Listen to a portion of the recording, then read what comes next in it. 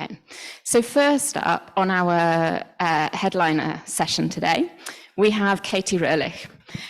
Katy is an associate professor at the University of Leeds and is co-director of the Sustainability Research Institute there. So she's worked in both sustainability consultancy and academia and focuses on how to make public sector policy and decision-making more transformative and participatory. I'm very excited to have Katy here in Prague with us. Whenever I talk with Katy, not about her, but with her, whenever I talk with Katy, I'm inspired by her reflections on structures and infrastructure and how we open up spaces of democracy and thinking in that. So over to you, Katy, to start.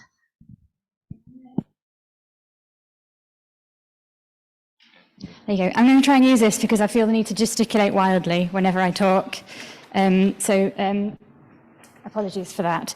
And thank you for the introduction, Julia, but also for setting the principles and explicitly recognising gender balance and equality at the conference. It's really encouraging. This is my first time at a transformations conference. I'm new to the community, so just thank you, all of you, for being so welcoming as well. And thank you for the amazing keynote before us. I'm going to try and sort of integrate some of the things that Otto was talking about into this and some of the reflections I had from yesterday, so wish me luck with that. I'm going to talk specifically about mobilising knowledge and agency, but the role of decision-making processes in doing that. So people have to follow, particularly in the sectors I work in, follow specific processes to mobilise knowledge. And so decision-making is a kind of a form of agency in and of itself and really structures the ability to transform. So it's probably worth just reflecting on how I got to being in the transformations community. It's useful context for what I'm going to talk about. So my work is predominantly with the public sector. So the organisation is responsible for transforming systems that deliver public services, transport, education, infrastructure. And specifically supporting them in how they go about making decisions about what to invest in, what to allocate resources to enact sustainability change, and what I'm increasingly talking about as transformation. And most of the work has been around infrastructure, so trying to transform infrastructure sectors, so water, energy, waste, flood risk management. So in highly complex, path-dependent systems where there's very high stakes, if those transformations don't happen, we're very unlikely to achieve sustainability goals. But also highly regulated systems. So there's a whole lot of structure on what decisions can be made about what decisions can be made. And so in systems that complex, in sectors that restricted, it can be really hard to make what seem like quite sensible decisions. So that's the sort of the basis. That's why I'm here talking about decision-making particularly. So decision-making really is a form of agency. And I take a very critical social science perspective on that. A lot of people don't recognise the sort of social and political dimensions of decision-making, or that decision-makers are part of a wider system of an organisation, an institution, and all the relations around that. So there's a very strong critical social science perspective in this. Okay, so I'm just going to start by just defining what I use as my sort of working concepts around transformations, because this sort of structures the arguments for why decision-making is both so difficult and also requires specific focus. So as I've talked about, the systems I work with are complex. So there's path dependency, there's emergence, there's feedback loops. And so transformational change is non-linear. So that, first point of making things challenging. Because of that complexity, complete management of change is impossible, obviously. But because of the urgency of the issues that we're facing, we can't leave things completely to chance, obviously.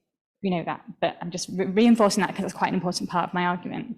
So there's this in the causality where it was balancing this knowledge that the system is so complex we can't control it, but we do need some element of directionality. So there needs to be a deliberate change process. Hence, there needs to be conscious decisions made to change a system in some way. And decision makers need to sort of recognize the complexity, but also the need to act and exploit that need to act. So sort of definitions out of the way, that leads to the sort of, you see nothing. Button stop working. That's it. So, oh, there you go. Cool. So just recap that in a form of argument as to why focus on decision making is important and why I'm so trying to build research in this area. So we know that the systems we're trying to change are complex, non-linear change, which means sort of linking cause and effect is hard. Understanding what action you're having and then the outcome that will have is hard. But we know it needs to be directive and dynamic. So there needs to be deliberate change. But obviously, as I've said, the complexity of the systems people are trying to intervene in actually makes that deliberate change extremely hard. It's very hard to link an action to some form of outcome. And then if we think about the people making decisions, as I said, are part of a system in and of themselves. They're part of an organization, part of an institutional setting. And so when you throw that in as well, we have, and particularly this is really focusing on the public sector, but some of these things are really relevant elsewhere. But the public sector as a whole, particularly in the UK, is risk averse. There's concern about making the wrong decisions or not spending public money wisely. So there's a risk aversion, a real need to understand the system before they act, which, as we know, is not an appropriate way of performing transformations. Particularly in the UK, and I know in a lot of places of resolve austerity, there's very limited resources. There's a lot been a hollowing out of capacity, there's a hollowing out of spending as well. So there isn't the time or the people or the skills to do this conscious work of deliberate change. A lot of public sector organisations are democratically accountable. They have elected members who are answerable to their representatives. And so there's a real sort of pressure of not acting unless there's public support for these things. And there's a link missing there between those who are unaccountable and those who are they're representing. And again, I think the transfer of knowledge from those being represented to those representing is poor. Just because of the size and complexity of a lot of public sector organisations, there's a huge amount of inertia. So we do things this way, it's what we've always done. It's so difficult to change our processes, the transformation of decision making themselves. And I'm feeling this very much at the moment. Guido reminded me yesterday that as director of an organisation, an institution which itself is trying to go through change, I am experiencing organisational inertia in trying to enact a transformation myself, and it's painful. So not to understand this path dependency in the process of changing how decisions are made. And then, as I said, in a lot of the sectors where I work particularly, decision making is very regulated to protect end users, and quite often that all of those things around the organisational inertia, the regulation is couched in sort of deep-rooted, the thinking, the thoughts and structures that Otto was talking about. They're couched in neoliberal views of markets driving change and of best value economically for a lot of systems. So all of those things are sort of couched in political systems and sort of social structures. So that causes even more of a blockage on deliberate change happening and making sense of what we would seem to be, from the knowledge available, sensible decisions. So it gives us sort of three principal challenges broadly in line with those three characteristics of decision-making process. The first is really when an organisation is trying to make a decision about something to invest resource in or an activity to undertake, it's very, very difficult to link that activity to a system-wide change, as we know, because of the nature of a complex system. The work to change the context in which the decision is happening. So all of those systems that Otto described are all nested in a wider context of an organizational structure, institutional structure, political understanding. And so there's a transformation process in how decisions are made, how organizations happen. So we need a transformation to get a transformation. And then the goals of the transformation are contested, and there's a huge amount at stake here for society. So it shouldn't be just up to the organisation enacting something to dictate what should happen and what the end goal is. So the need for participation is crucial, and that brings huge challenges around using knowledge and engaging knowledge. So all the thing we were talking about yesterday of how do we sort of mobilize these diverse forms of knowledge. So some specific challenges, and I'm working across all those three levels, but there's some significant areas where more research is needed. So I'm just going to outline what I think the key challenges are and what I would like to be doing next. And just to heads up, that's a call for people to come and help me do that. This is not something I am going to or want to do on my own. So this is very much a plea for people to come and engage with this kind of research. So on the first one, the challenge of linking actions and outcomes. When you're working with complex systems, causality is really hard to understand, particularly when we've got limited resource to analyse.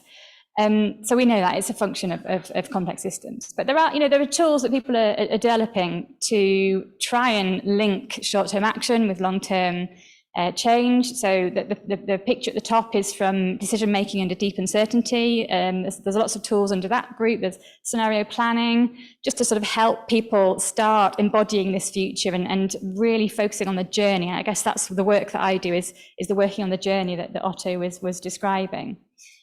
But as a whole, and I've written extensively on this, the methods we do have don't engage with the bits under the iceberg that Otto was talking about. So that the social structures, the political drivers that are holding those methods in place. So the methods themselves are almost reinforcing the political structures that are holding back change. So we've got this sort of vicious cycle here. We're not engaging with those different ways of thinking about the system. So we're going to keep reproducing tools that could reinforce systems.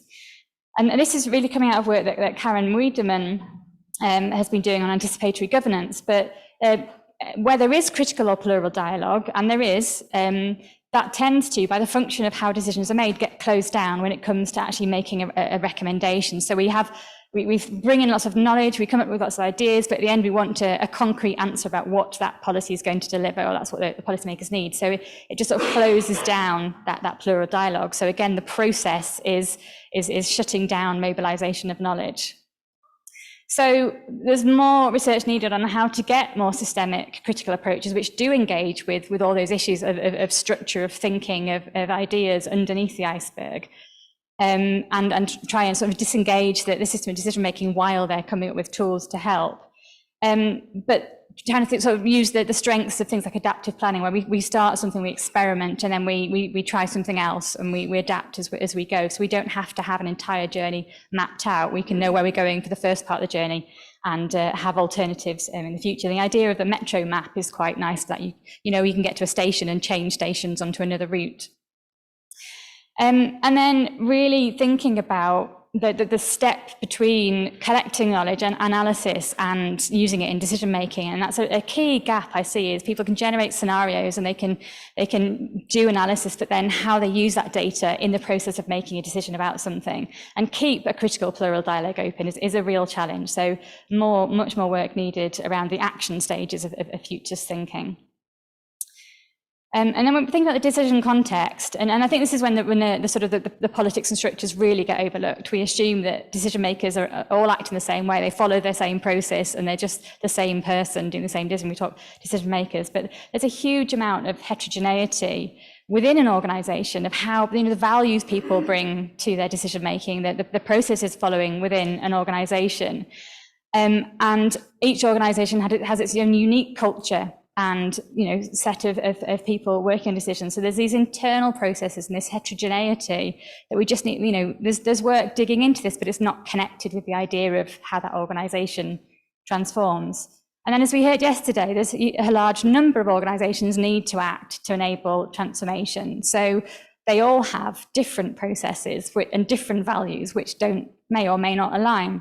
And we see huge conflict between, so sometimes I work in transport and there's huge complexity there where the national organisation is just trying to get cars to move past a city faster, but the city organisation is trying to get people out of cars, and there's funding going into roads, which makes their goals more difficult to deliver on. So that conflict between processes and goals can be really challenging.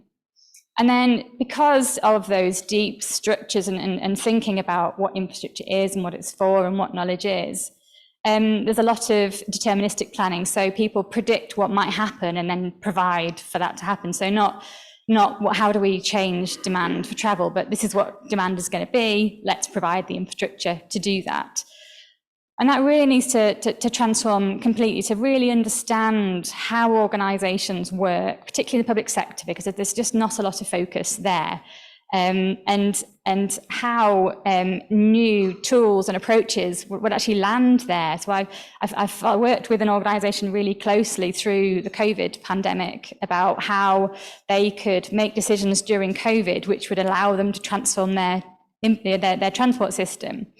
And we were trying scenario planning, and the work we did actually had to go to judicial review to be accepted to get funding from government, because it was so different to how the wider system of decision making was done. And the sort of senior managers were really reluctant to use it because it didn't give them one concrete answer and there wasn't one set of data. So there's real sort of, institutional reluctance to engage in these tools. So not assume that they're just going to be adopted, but really think about the organisational change piece.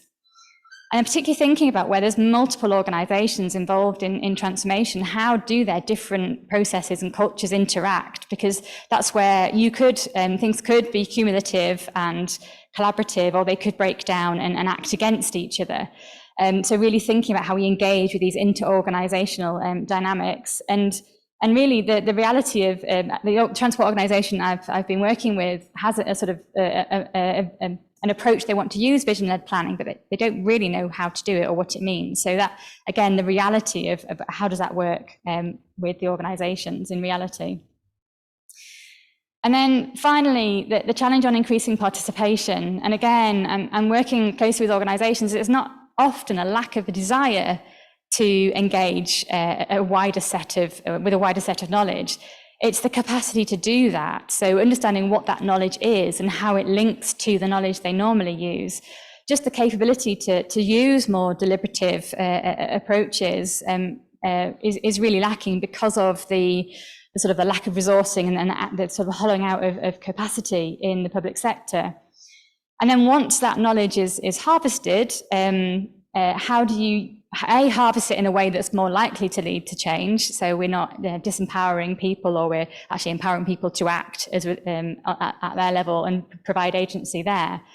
But also, how do we then integrate that knowledge into our decision-making processes when we already know that they close down plural sources of knowledge? So if you're throwing in more knowledge in a different form, how do we embed that knowledge into decision-making processes? So really thinking about the relation between, well, we're gathering the knowledge, but how do we then use that? So building capability in both parts of gathering and using, building capability in other stakeholders to engage. As we discussed a lot yesterday, the capability to articulate knowledge can be lacking. And so how do we do that? So that's more valued.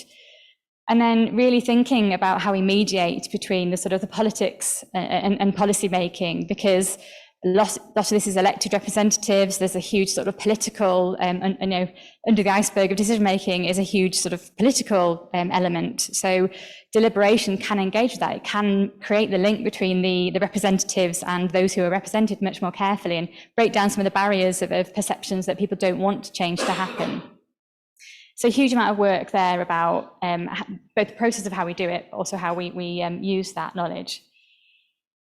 So that is the sort of reflection on what I've been doing over the past 4 or 5 years around this topic, but also a sort of a starting point for me to write a sort of a position paper on this being a more important piece of area to do work. So there's a lot of work on the structures of organisations, but possibly less on how we go about making decisions in those organisations, and probably more on the private sector, less on the public sector. So really wanting to write sort of a research agenda paper on this. Very happy if people are interested in doing that too. I'm running some workshops next year to collaboratively develop a research agenda around this area, and hopefully lead to both research but also some kind of outputs around that. So I'm asking for input as well. Fantastic. But thank you very much for your attention.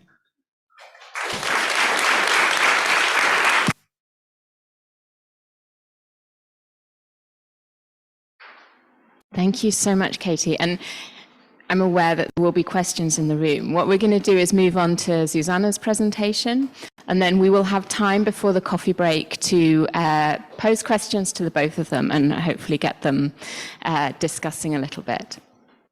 So Zuzana Harmackova is a researcher at Stockholm Resilience Centre, but also a valued colleague of ours here at Czech Globe, where she leads the Department of Social Ecological Systems Analysis.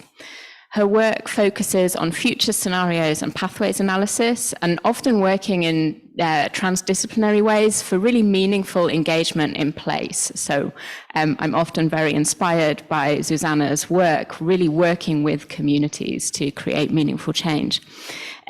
She does a significant amount of work for science policy interfaces, such as IPBES. And over to you, Zuzka.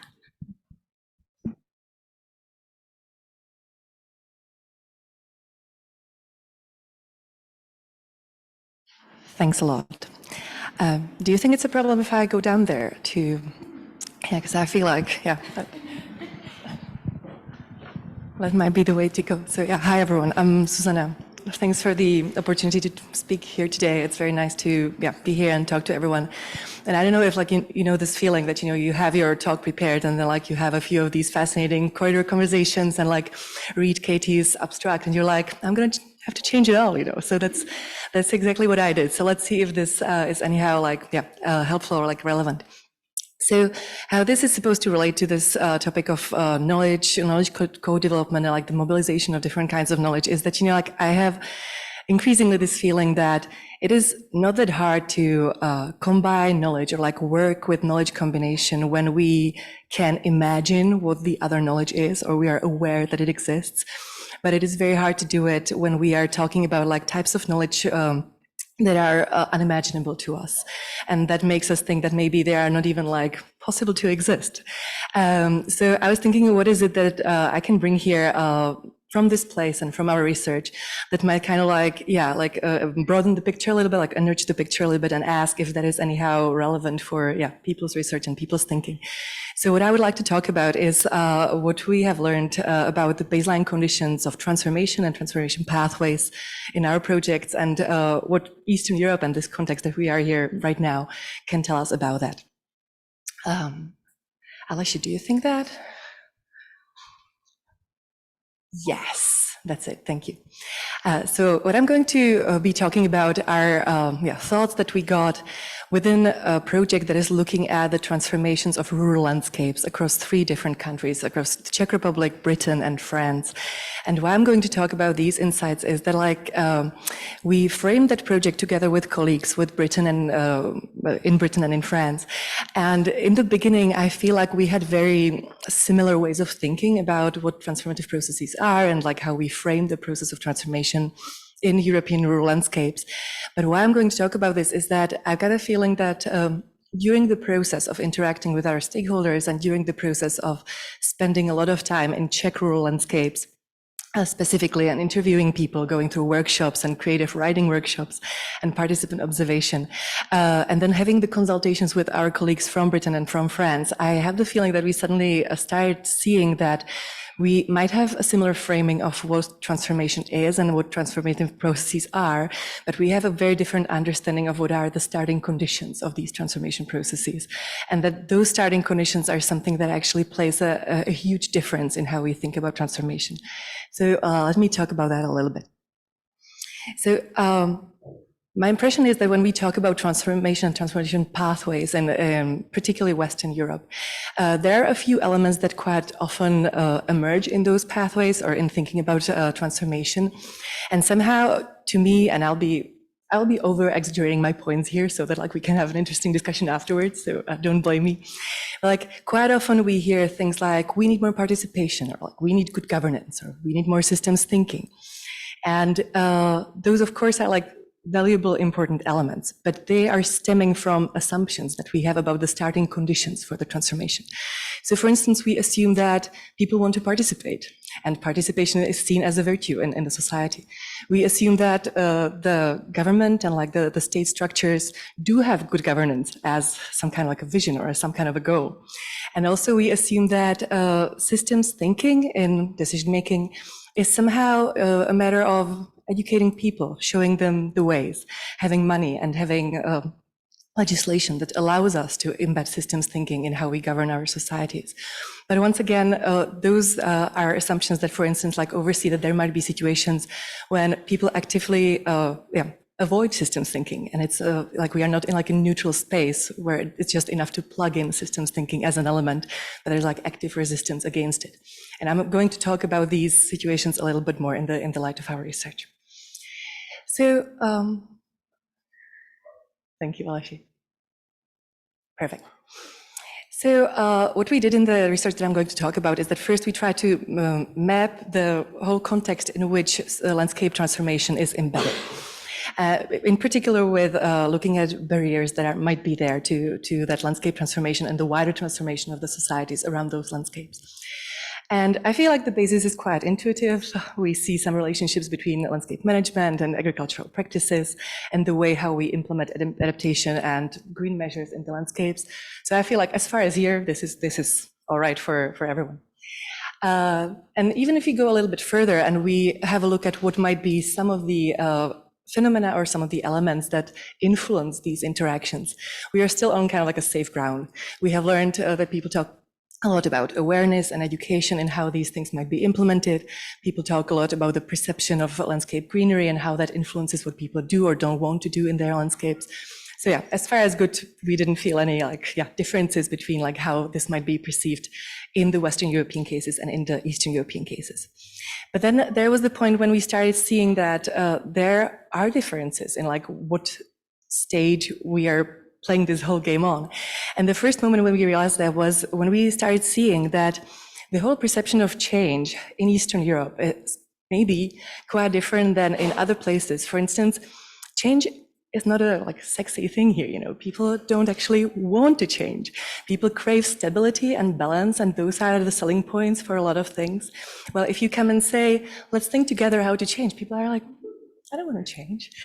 So that was the first moment when we started seeing like some differences. And if we go further on, I would like to highlight a few more of these, just to offer them to you and see like if we can find some interesting insights from that comparison.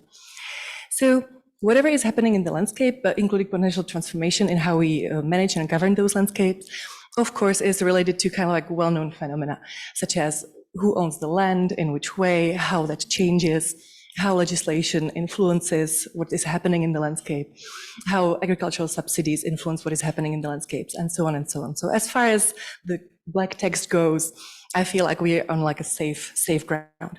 But then once again, when we go a little bit further to the like greenish fields, once again, we started facing slight differences in like how people described the situation, the starting conditions of potential changes. And I want to flag a few of them. So what we learned from the participants is that like they would hypothetically like to be a part of the legislative process, because in the Eastern European context, everything is considered in a very top-down manner. The system is very top-down. People rely on like a top-down governance. So there was this idea that it would make sense to be a part of the top-down process, to be able to shape the legislation that's like surrounding people and making things possible and impossible. But then like that faced two difficulties. One of them was that participation as such was not seen as something that is welcomed by the authorities and by the official structures. So it was almost like there was this perception that the authorities and the official structures are actually trying to avoid to have active participation because that makes things more difficult for them. And what's more, that would still be kind of like solvable if there was a pressure bottom up to like embed participation in those processes. But what you can see at the top of this like systems mock diagram is that like the willingness to participate somehow is related to two things. The first one is the feeling that being an active citizen is a virtue. And in Eastern Europe, you can see a situation which is quite contrary to that, because in Eastern Europe, being an active citizen means that you're silly, not that you're virtuous. If you're like a reasonable person, you are focusing on yourself, individual solutions for yourself, and like trying to detach from the system as much as possible. And this is something very hard to imagine for, I feel, a lot of my Western European colleagues. So yeah, I would just like to invite people to kind of like consider, you know, something that feels very unintuitive, that in some societies, being an active citizen might be seen not as a virtue, but as silliness. And finally, what I think is very important is like Eastern Europe shows that you can have societies in which people strongly value individualistic solutions to societal solutions, to group solutions. Maybe as a reaction to the past era when like socialist solutions, like communal solutions were seen as the, you know, cornerstone of everything. So I just want to kind of like introduce this kind of like mix of weirdness that tells us something about the baseline conditions and the baseline assumptions that we might have about transformation, and that then influence how we should think about what needs to be done and how, because we are embedding those transformative processes in a like very different context. So if I look back to the typical, let's say, typical elements of transformative pathways that people tend to focus on, let's have a look at the good governance first. So once again, when we are designing transformative pathways, when we are thinking about transformation, when we are thinking about deliberative change, I think it's very important to kind of like put our assumptions on the table about whether the governance system that we are talking about wants to be good or not, and then like work with it as a starting condition. When it comes to participation, I think it's important to not take the craving for participation as a given, but kind of like make sure that we always kind of like ask ourselves if we are working with a context and societies where people actually want to participate, where it's seen as something that, you know, that makes you a better citizen. And finally, when we talk about the need to overcome like sectorial thinking and the need to kind of like think holistically and embed systems thinking in how we govern the society, once again, I think it's important to realize that in some contexts you have power structures and corruption structures that are actively trying to prevent that. They're actively trying to keep the sectorial thinking and keep the sectorial functioning, because it's easier for them to operate and like keep their power in those silos. So once again, yeah, I would just like to offer this as like some tiny bits, pieces of thoughts that we arrived to when we were doing this project. Once again, my aim here is to kind of like talk about knowledge co-development in the light of, yeah, facing knowledge or facing insights that might not be intuitive for us in all situations. And yeah, I would be super keen to discuss and ask what you think about it. Thank you.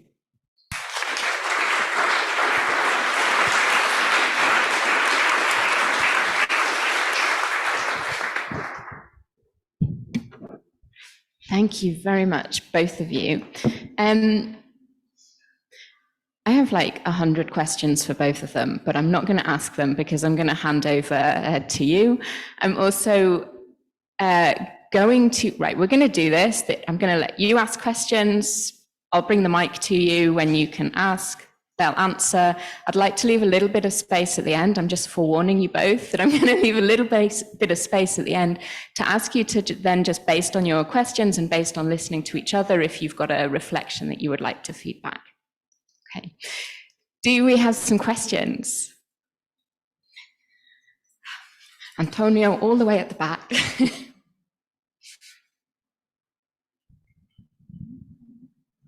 So my question is about communicative rationality and about all that line of thinking that follows Habermas.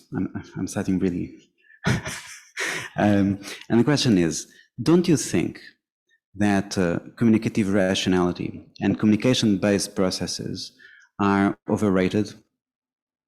In the sense that I have increasingly gathered the perception that it will be much better to pay much more attention to doing and feeling And that the idea that we can create participative moments in which people talk and talk and talk will lead to some sort of good is actually an idea that is deeply flawed, because the aspect of emotion and the aspect of action are dismissed.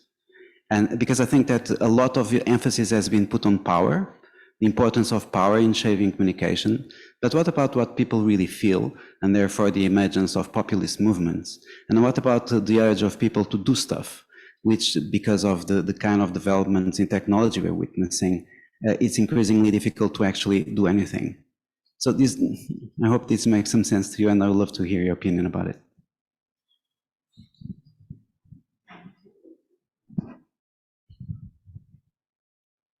Just communicating about who should take that. Yes. So there's a sort of practical reality in the sort of decision maker sphere, is that the people I work with have to justify spending public money. So there needs to be a logic followed to justify accountability to public money. So I think we'll always be limited by that reality. But those processes are not good at taking into account feeling. So yes, deliberation. So even the process of making decisions, of collecting evidence, of making a business case assumes rationality. And the reality is decisions are swayed by emotions a lot. But if you talk to people about that, they become fearful because they have to represent and justify themselves. So we need to reflect the reality and talk about the fact that emotions do shape decisions, and feelings do shape decisions, and experiences shape decisions. So there's a cultural thing to break down there. So balancing the practical of having to justify in some way spending public money with the sort of reality that emotions do shape decisions. And then the fear and risk aversion around decision making, it's very, very hard to admit. I struggle to publish a lot of my work because it represents a reality, and people don't like to represent the reality of decision making because it is very gut instinct feeling based. But also there are ways that we can collect knowledge. So I've got a fantastic PhD student at the moment who's looking at the role of emotions in planning and place making. And how do we collect knowledge about emotions and feeling?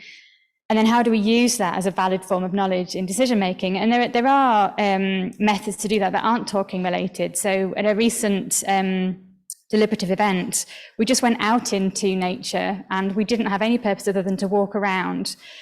And we got people to tell stories about their experience of nature and their history with nature. And it gave much richer communication. So I think the two are not separate either. So if we allow emotions into communication, we get very different evidence from that. So I don't think it should be an either or. I think there's a lot of challenges to break down with making very structured processes open to emotion, or even recognizing they are there. But also there are some ways that we can bring feelings and doing into communication by getting, in all the deliberative workshops I run, I get people to do things, to experience things, to try things, to play things. And then my feeling is that their discussions are much richer as a result. We always get them to talk about their experience, their well-being. So I think you can do both, but there's a lot to do to make feeling a valid source of knowledge. If you want to, because a lot of assumptions around that. Thanks, Kate. No, I would probably just like echo what you said, but I think, my feeling is that like we sometimes tend to like romanticize, like what, decision-making processes are, and in general, like how decisions are made. And I think it's just what you said, like the over-relying on rationality of it, but then also like almost like relying on the evidence-based character of it. And I think that like a lot of, at least the work that I do, relies on those characteristics of decision making that might not necessarily be there. So like, once again, like I think that at least like in the world as I know it, for instance here, like you are probably not going to be able to abandon the rationality game, but I feel like there are ways how to embed what you say in that game.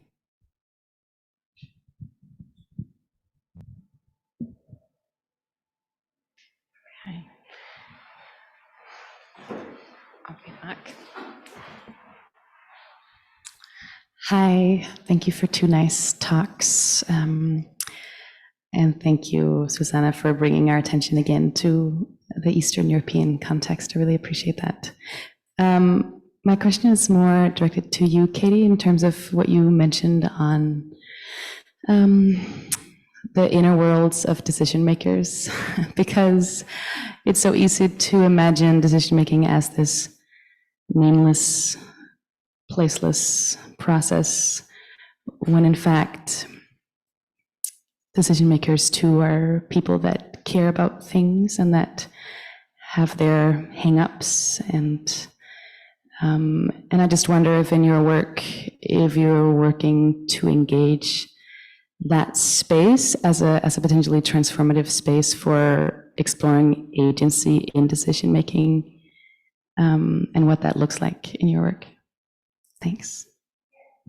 Thank you. And I didn't really get to talk about the relational aspect of this properly, so thank you very much for the reminder there. Yeah, it can be an incredibly frustrating process for decision makers, and that there's disengagement in decision makers as well. I think we talk a lot about disengagement in the public and a lack of wanting to engage the public, but decision makers, again, people that have tried to do transformational things and it's got stuck because of wider processes, can then also disengage. So creating paths to agency is as crucial for them as it is often the public, as I found. And one thing I'm looking at the moment is that we assume decision-making processes are formal. They're just, information gets fed into a process, decision gets made, an outcome happens. But there are all sorts of processes of relations, of relationships, of information flowing outside a formal process, of advocacy, of manoeuvring, which sometimes gets talked of in quite a negative way of disrupting things, but particularly when you're a group that doesn't have a lot of agency, that informal side of decision making can be really crucial. So I'm working with a community group who are trying to influence a formal planning process where they often don't have the legitimacy that's the same as other stakeholders. So they're looking at where the moments of change in the process are, and that might be in these informal processes where they're influencing someone who has more legitimacy than them, perhaps, and looking at how you create the space in that rigid decision-making process by exploring the structures of it, but also this informal work that goes along, the coalition building, the advocacy. And that's a huge amount of work, and you don't necessarily know where the impact happens with that work. But we're starting a new case study looking at York, where there's just, and this is understanding the diverse forms of actors there, and their involvement in the process, but also how they relate to other actors. So we can just look at where those moments of agency happen through a process, and recognizing they're informal as well as formal. And just again, it creates more space for relations being an important part, relationship building being an important part of decision making, and new forms of agency around that advocacy coalition building, not to disrupt the process, but to increase legitimacy of perhaps less heard voices. So yeah, huge amounts of the informal side of decision making to explore as well. Thank you. Zuzana, did you want to add on that question? Thanks. No, I mean, I relate a lot to what you said, and yeah, I feel almost like guilty for being like, the person with the dark thoughts once again. But like, but I totally agree with you, and I think like once again, I think it's also like almost important to also then see the merit side of these informal processes, which is like those are the spaces where also you have a lot of space for like like messing up with the transparency of processes and so on. So I do agree. I think that's like a super important side to it, for the good reasons, and also for seeing like the more problematic parts of it. Thank you. And just folks online, I am keeping an eye on the Hoover Q&A as well. So you've got sort of a couple of minutes to get a last minute question on the Hoover Q&A if you want to. How about in the room? How are we looking? Questions?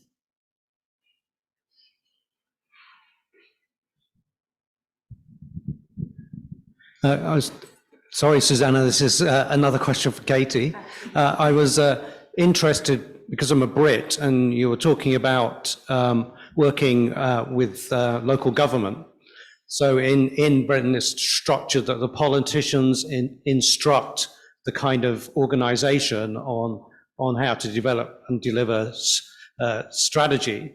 But you mentioned like ecological, biodiversity, a numerous amount of crises. And I was curious about how much awareness that there is at a public, political and organizational level of the extent and extremity and intersectionality of those crises. How much awareness do our government, does the British kind of responsible people have? Well, those that are responsible. I'm going to ask you to answer that as well, because I think it'd be interesting to see whether it's similar from an Eastern European perspective. And also going to your point about making assumptions about these things, we sort of assume that there's not high awareness, and I think that's a key problem is quite often elected representatives have a perception of what the public think and represent that, but don't actually know. And that can be and then can be super conservative as a result. And generally, I've run quite a lot of deliberative events over the last few years, and generally there's really high awareness and really high concern. And the biggest concern, I see this in our students as well, there's this huge concern about the issues, but there's real sort of lack of feeling of agency. So I think one of the key things that these deliberative processes can give is just raising, and going back to another term that was used yesterday, practical wisdom about how to get agency, but also break the disconnect between the elected representatives' perception of what the public thinks and what the public actually do think, because I think it's a long way away from each other. And then it's forcing conservatism that is not necessary. There's much more appetite for change, I think, in the public. So that's the point I was trying to make about where deliberation can break the disconnect between politics and public, and I should have put public in there as well, and policy making, is to get to hear the other's perspectives. And I think there's always going to be people who don't think action is necessary, and that's okay. But we also have to understand those perspectives, like why don't we think? And quite often the work I've done is there's been a quite sort of a human-centric view to that. But you can engage with that view. So it's understanding the heterogeneity and trying to work with the heterogeneity, not assuming that everyone's thinking about it in the same way. So I'd be quite interested to where that difference is there in Eastern Europe as well. Thanks, Kate. Yeah, okay, I'll try to do like some quick thinking while you were speaking. So I would totally agree that there is a disconnect. Probably to be fair, like I'm not like a quantitative researcher, so I wouldn't be able to kind of like report on like, you know, what are the actual like average opinion.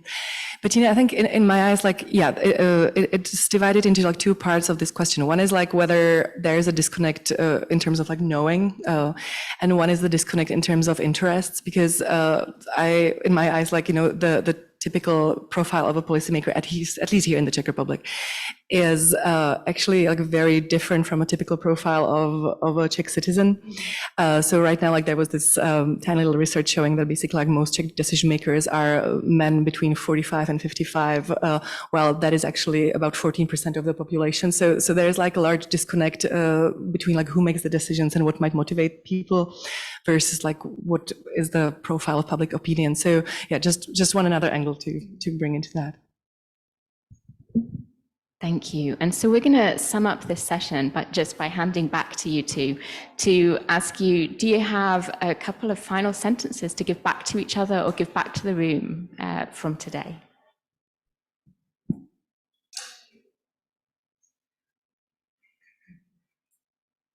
Yeah, you know, thanks for this opportunity window. So like first, yeah, thanks very much, Kate, for like giving your talk, and everyone for your comments. And like to me, I got like super interested and also like stuck on your slide when you were showing kind of like the two arrows leading to the deliberate change, and then like one was from the side of like how change is actually complex, and one was from the side like how we kind of like need to be articulate about the goals of that change, and I feel some kind of like a tension between that, and it goes back to some of the conversations that we had also yesterday about like how to navigate a space where like you do have normative goals and you feel that they should be somehow like clear and on the table, and on the other hand, you're like aware of the complexity of the space that you're navigating, and also of the like conflicting interests of different people. And to me, like that interplay within that tension is super interesting. And it's also like a question for all of us, you know, like if we see transformative change as, like if we see transformation as such, as something that is rather descriptive or rather normative, and like, if so, you know, where we see ourselves in that tension. So for me, that's like it. Back at you, because the assumption, just really the reminder to challenge assumptions, and particularly sort of inter-country assumptions about where we're starting from and how things work. I think a huge amount of the sort of the more critical social science work I do is challenging that, and it's just a great reminder how different the reality can be, and really digging into those normative assumptions that participation is a good thing. It's not always a good thing. It's not always democratic. It can be done in a way that increases burden and then increases disempowerment in the long run. So really sort of thinking of what are you assuming about the things that are happening and the things that you want to change, that real challenge of some of these concepts that we just seem to take for granted. So yeah, really thinking about the context as being so important to how we go about these things. So it's a really useful reminder of that. Thank you. Thank you both so much.